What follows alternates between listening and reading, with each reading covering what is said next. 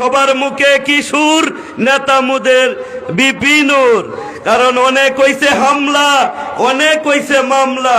আমরা কি ভাই আওয়ামী লীগের বাপ দাদার কামলা? 9 মাস যারা যুদ্ধ করে আনছে স্বাধীনতা, স্বৈরাচারদের মুখে শুনছি বড় বড় কথা। যখন দেশে যুদ্ধ করে ভারতের সাথে পাও, দেশ হইয়া টাঙ্গায় তো আবার 22 লম্বা নাও। দেশটা যারা নষ্ট করছে, করছে নানান যুক্তি। বাংলাদেশটা নষ্ট করার জন্য ভারতের সাথে চুক্তি। গোপালগঞ্জে জন্ম লইছে ভয়ঙ্কর এক নারী, হাজার হাজার মানুষ মাইরা শেষে ছাড়ছে বাড়ি।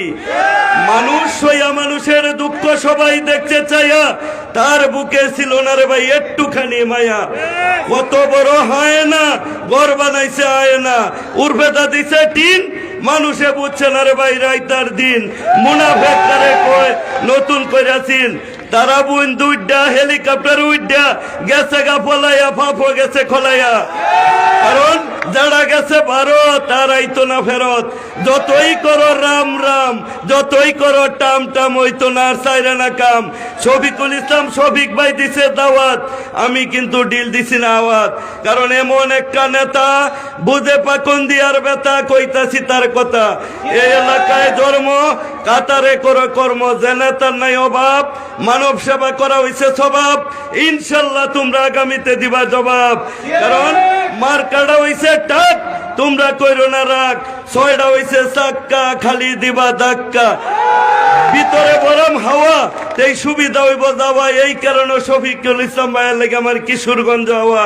আর বিপিনুরের মতো নেতা আর যাবে না পাওয়া। কারণ যার আছে শিক্ষা, টাকা পয়সা কারো কাছ থেকে খাইতো না সে ভিক্ষা। কত হইছে হামলা, বিনা কারণে হইছে মামলা। রিমান্ডে না করছে রাও, তবু বুঝছে তোমার ভাও, টেহা চাইছে না ভাও। খালি একবার তোমরা সবার মুখে একই সুর, নেতা মোদের বিপিনুর। এটাই আমাদের কথা। আজকে হয়তো তুমি জানো আমি বাংলার কবি, অন্তরে লালন করি এই নূর ভাইয়ের ছবি। হাতে সময় অল্প, পরে আবার করব গল্প। সকলকে ধন্যবাদ। আসসালামু আলাইকুম।